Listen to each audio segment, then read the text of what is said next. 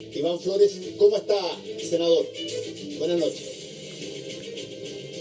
Hola Fernando, ¿Cómo está? qué gusto de verlo. La última vez que casi nos vimos, casi me muero, hasta Hoy que estamos matando el chuncho hoy día, después de casi un año en que tuvimos esa entrevista fallida que me dejó tirado en la carretera casi para llegar a última mirada, ¿no? sí, contémoslo porque, así rápidamente, porque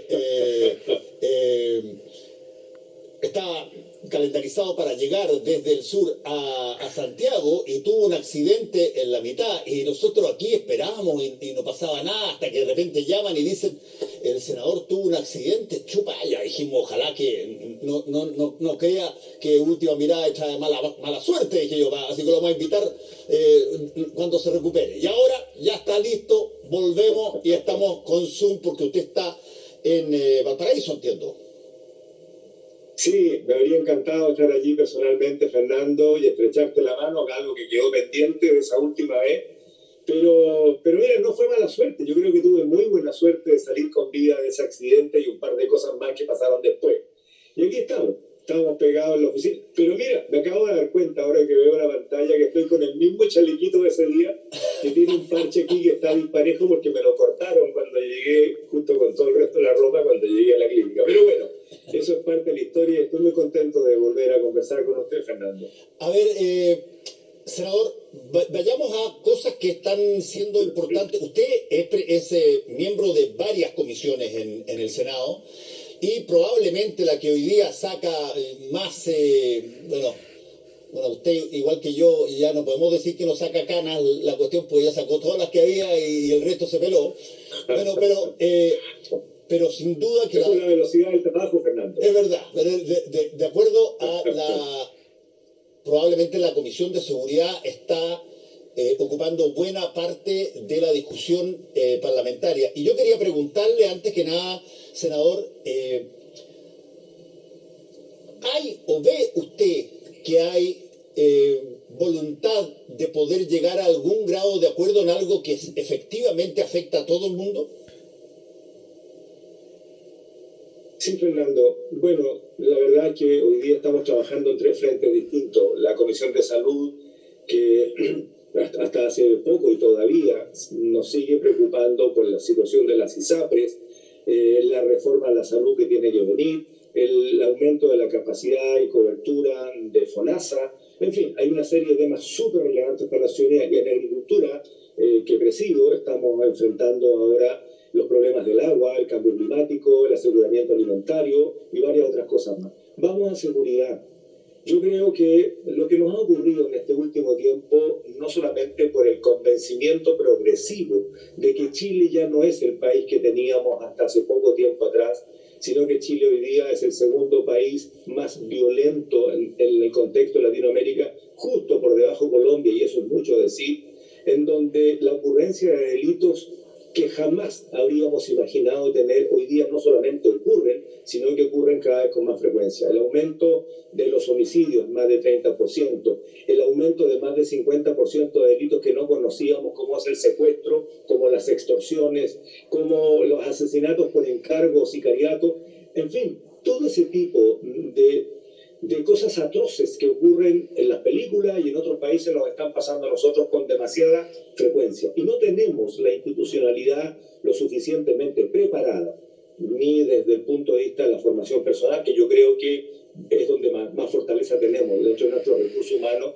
en ambas policías, en Gendarmería, y ahora incorporamos también en situaciones bien particulares a las Fuerzas Armadas y algunas instituciones dependiendo de ellas, como es, por ejemplo, la Policía Marítima, que nadie dice conocer, pero que se están sacando la mugre en el mar para combatir el narcotráfico en el mar abierto, o la misma DGAC, que hasta hace un par de días atrás, no voy a usar siglas, este país está lleno de siglas, la Dirección General de Aeronáutica Civil, que hace días atrás se enfrentaron con un grupo de delincuentes altamente sofisticados en nuestro principal aeropuerto en Santiago, y estaban contra armamento de grueso calibre. Entonces, todas esas formas de organización y de cometer delitos cada vez más violentos, la verdad es que desde el punto de vista legislativo, desde el punto de vista de la administración de justicia, desde el punto de vista de la administración del Estado, en términos que el Estado tiene que ser el que nos deba proveer de un contexto que nos asegure la buena y sana convivencia de todos los ciudadanos, la verdad es que nos quedamos atrás. Y las instituciones se nos quedaron atrás. Y no solamente hay que hablar de Carabineros, Fernando, siempre se olvida en el discurso a la PDI, que acaba de obtener un premio mundial por el programa de microtráfico cero, y que pese a que el presidente de la República anunció un trabajo fortalecido en esa área, la verdad es que no se condijo para nada con lo que presentó el Ministerio de Hacienda en la discusión de la ley de presupuesto. Yo tuve que hacer la defensa junto con uno o dos colegas más de lo que era el programa de microtráfico cero, que tenía 0% de aumento de presupuesto respecto de la ley de presupuesto del año pasado, y que si le aplicamos el corrector del aumento del costo de los insumos, para hablarlo en sencillito, tenían un 30% menos de plata para combatir el problema en el barrio. Entonces, bueno, hoy día, Fernando, y no quiero chacharear más en esto, pero hoy día lo que ha ocurrido con la muerte de 3 carabineros en 3 semanas, de una manera tan brutal, tan certera, porque disparar desde adentro de un auto en 2 oportunidades y darle exactamente en la cabeza a un policía, significa que no son gente que tiene el arma por primera vez en las manos, son gente entrenada. Y cuando vamos conociendo las realidades de otros delitos, estamos desconociendo al país en lo que están ocurriendo. Es otro Chile. Y por lo tanto hay convencimiento, yo creo que hoy día hay por primera vez convencimiento de los 3 poderes del Estado, en que aquí ya no hay espacio ni para aplauso fácil, ni para consigna política, ni para barricada de lo que yo pienso como persona, sino que es la urgencia de pensar en el bien común y en la seguridad del país. Por esa razón, Fernando, yo he estado insistiendo en que esto requiere de la unidad de todos los sectores políticos y no tratar de colocarse delante de la foto o los típicos codazos para aparecer primero o pasarle la planadora a todo el mundo. Esto o lo arreglamos entre todos o el barranco es reconcha grande y podemos caber muchos ahí. Así es que estamos preocupados, Fernando, estamos muy preocupados. Sí, mientras estamos hablando, son las 10:47, digamos, estamos grabando esta parte del programa, y es una hora donde ya que es una cosa compleja, porque es una hora donde hay mucha gente en sus casas, o casi la gran mayoría en sus casas, que de alguna manera sienten que estando en su hábitat, muchas personas están refugiados. Pero, y eso lo quería preguntar, Iván, hay una cantidad enorme de gente que se siente al revés. Estas son las horas en que se sienten un poco más desamparados, en algunos casos porque no tienen casa o tienen que cohabitar con un montón de personas, en algunos casos porque no tienen recursos para enfrentar estas situaciones en algunos barrios de todo Chile, donde se hace más fuerte la delincuencia. ¿Cómo se catastra todo esto, senador? ¿Cómo conocemos dónde están, dónde operan en todas partes? ¿Qué falta? Yo creo que el diagnóstico está hecho. El diagnóstico nacional está hecho. Hoy día incluso el mismo anuncio que hace el gobierno respecto de cómo van a utilizar los 1.500 millones de dólares para reforzar algunas acciones de seguridad, lo están señalando.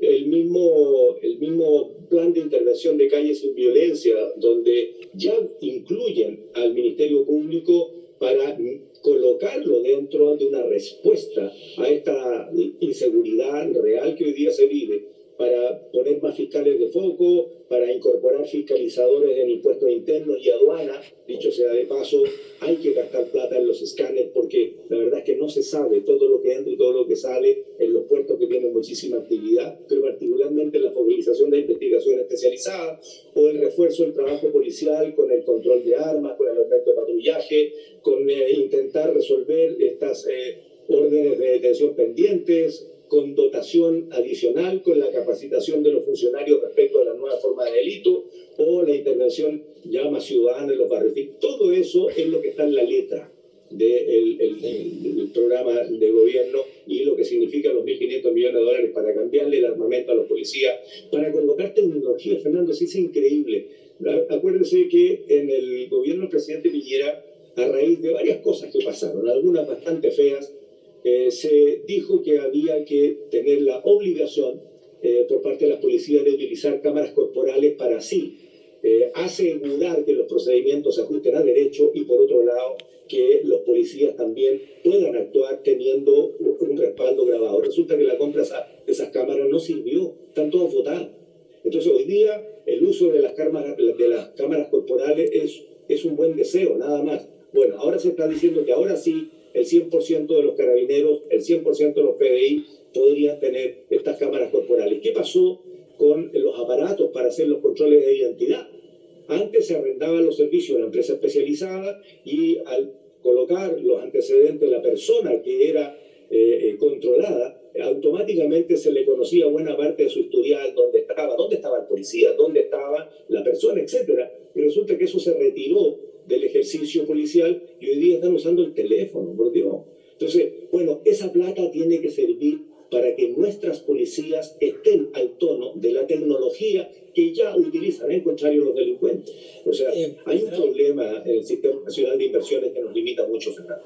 Senador, hay un punto que ha causado bastante controversia desde hace mucho tiempo y que quizás a ver si usted nos puede aclarar un poquitito ese concepto, porque yo lo he dicho ya también varias veces, me parece que,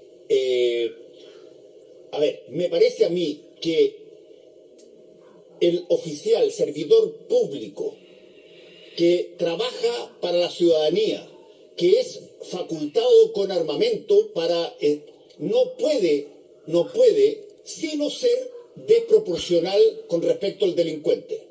Por eso me refiero, tiene que estar mejor preparado, tiene que estar ojalá mejor armado, no tiene que estar en indefensión cuando va a proceder a un tipo de formalidad de las cuales hacen controles de identidad y todo ese tipo de cosas. Tiene que haber una potencial desproporcionalidad, tal cual como ocurre en todas las grandes capitales donde no actúan de a uno, salvo en las películas, sino que en una situación que efectivamente garantice que el procedimiento, sobre todo si uno tiene sospecha de que las personas que están siendo investigadas están armadas o son personas grandes, ¿cuál es el concepto que se usa, que se conversa entre ustedes para, de alguna manera, generar este concepto de proporcionalidad? Bueno, parte importante del debate de la ley Nair Retamal hoy día fue el artículo 8, en donde justamente se hablaba del uso de la fuerza y el uso del arma de reglamento. Y ahí yo creo que, dentro del fragor del debate y de la argumentación, se intentó, por un lado, colocar a que los pro policías y Fuerzas Armadas son de derecha, los pro ciudadanos o de los derechos de los ciudadanos son de izquierda. Aquí no hay ni izquierda ni derecha. Aquí lo que es dándole certezas a los policías que ya la habían dejado de tener, por cuanto cuando se utiliza el Código Penal y el fiscal inicia la investigación, automáticamente le caían sanciones administrativas. Si un policía usaba la fuerza, utilizaba el arma de fuego, automáticamente podía ser suspendido, sí, podía ser cancelado sus remuneraciones, podía dejar de ser ascendido, y mientras dure la investigación, que podían haber sido años, y mientras tanto le fregaron la vida. Bueno, hoy día, con la ley Nair Retamal, eso no ocurre, y por lo tanto, algunos actores políticos que están diciendo que ya no es la ley gatillo fácil, sino que es el gatillo difícil, creo que se equivocan. Creo que fue un buen acuerdo el que firmamos, fuimos 7 senadores el que lo suscribimos, y luego se habló de un acuerdo transversal para poder destrabar esta dicotomía falsa que se hace de la izquierda, la derecha, los pro instituciones policiales y armadas y los en contra. No, no es así. Lo que hoy día tenemos es una ley bastante equilibrada, fue lo mejor que pudimos sacar, y creo yo que, si bien es cierto, había un alto riesgo de legislar a la carrera, porque estábamos legislando 24 horas y no escuchábamos a los jefes de las dos policías, ni al general director, ni al director general de la PDI. Yo pedí escuchar al fiscal nacional, al defensor nacional, al presidente de los magistrados, y no se escuchó. Bueno, finalmente en el debate nuestro terminó siendo una buena ley en acuerdo con el gobierno. Lo que hoy día acaba de presentar el gobierno y se va a dar, y esto es una primicia, Fernando, se va a dar mañana cuenta en la sala, y lo que hemos podido recabar dentro de la Comisión de Seguridad, es que el proyecto de ley que regula el uso de la fuerza tiene una serie de principios y deberes. Y lo que usted acaba de decir está dentro del principio de legalidad, del principio de necesidad, de proporcionalidad, de responsabilidad, de racionalidad. Y con los deberes de identificar, de advertir, de usar gradualmente y todo eso. Bueno, respecto de la proporcionalidad hay un malentendido. Nunca se ha hablado de que si me tiran piedra, yo respondo con piedra. Por lo tanto, está empatado. Eso no es proporcionalidad. Eso es un empate, ¿no? Exacto. De que si me tiran balas, yo tiro balas. No.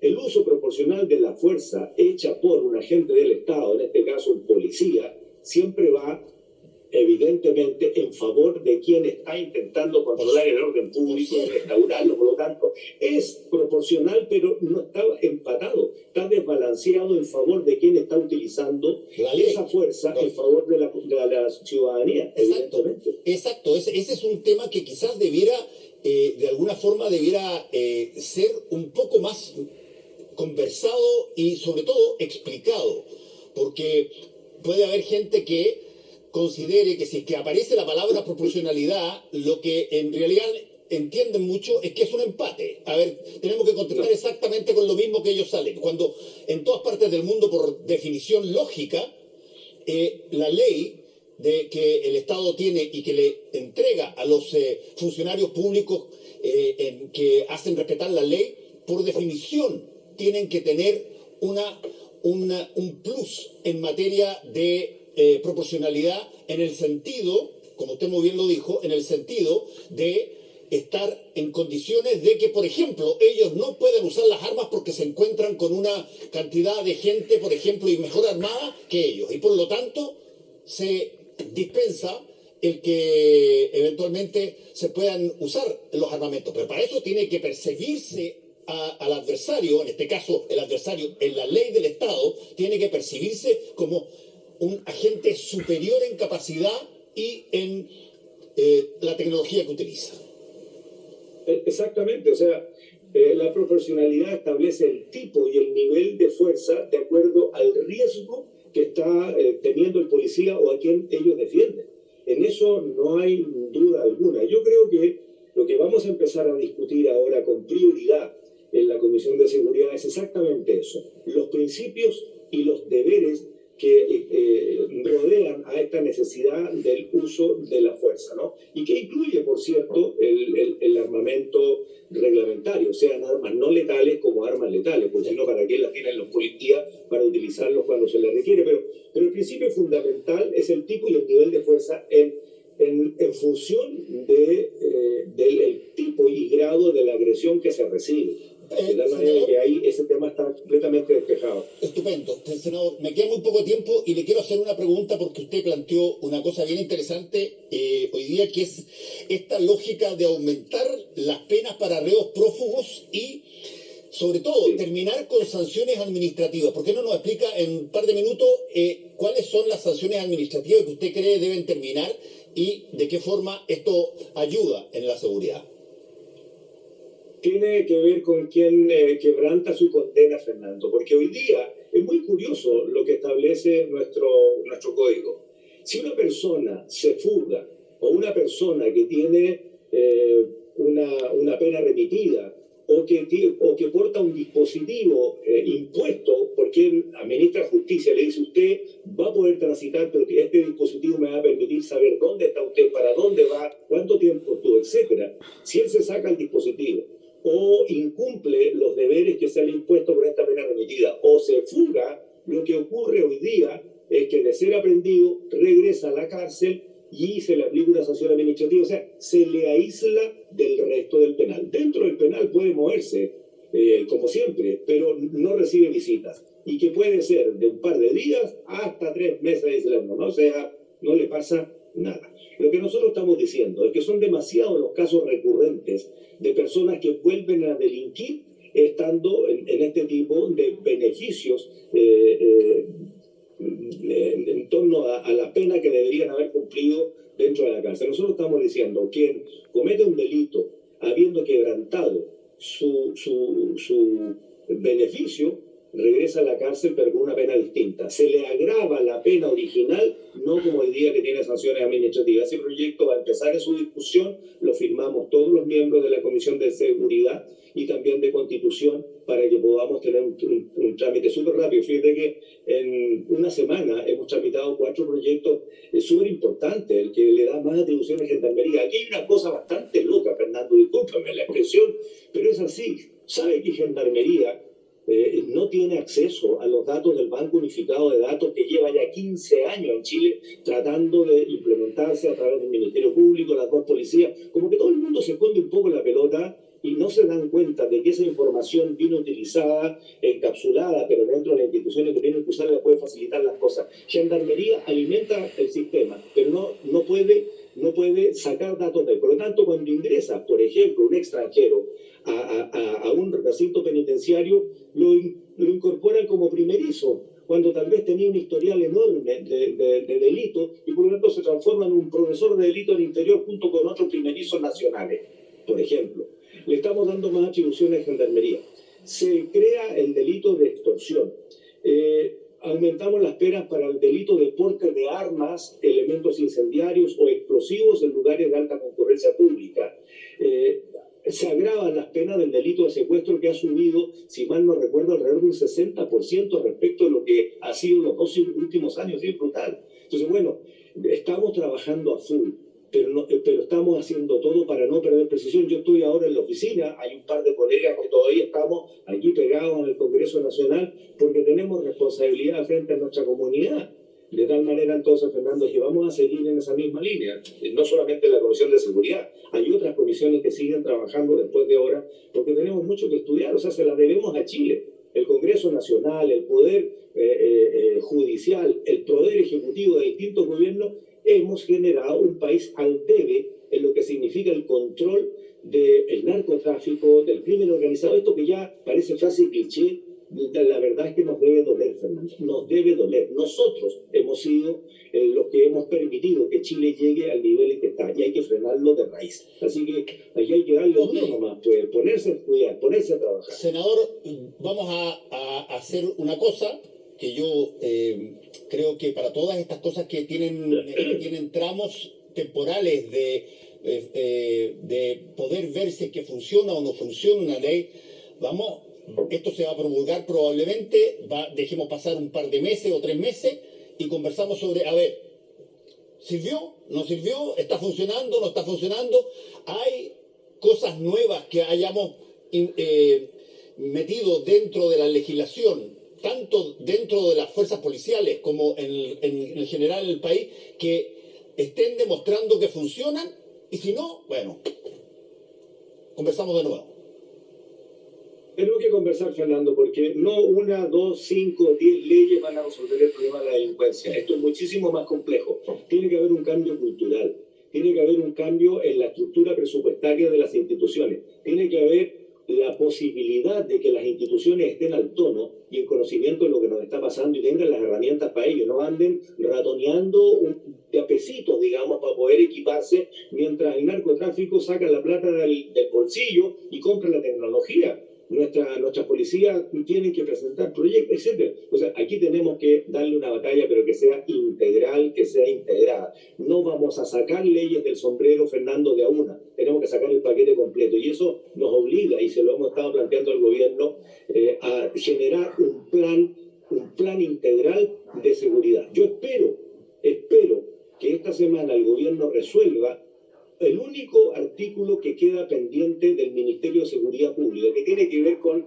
la autoridad regional que va a representar, que está descolocada, no participa del organigrama de la Administración del Estado. Resolvemos eso y partimos con el Ministerio de Seguridad, que es el que tiene que coordinar el trabajo en las regiones, el trabajo con los demás ministerios y particularmente con el Ministerio de Hacienda, que no puede seguir siendo amarrete cuando tenemos una necesidad de nuestras instituciones brutal. Así que en eso estamos, Fernando, y muchas gracias por esta entrevista, de verdad.